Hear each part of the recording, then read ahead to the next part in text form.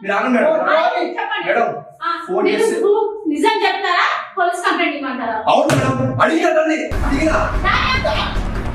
Hello hello కొట్టండి అవునండి. నా మేనేజర్ ఏమన్నా ఇతనికి సాధిస్తున్నా నేను తను సాధిస్తున్నా మేడంతో బతుకుతా ఫోన్ బాస్ ఆగండి. మీరు వీడియో లేదు బాస్. నా సీక్రెట్ మొబైల్ ఎందుకు వేయాలి? మీరెవరు అసలు? హలో ఇది మీరు ఇది ఆఫీస్ మేనేజర్. నేను ఇప్పుడు ఫోన్ ఇస్తా ఇవ్వ మీరు బాస్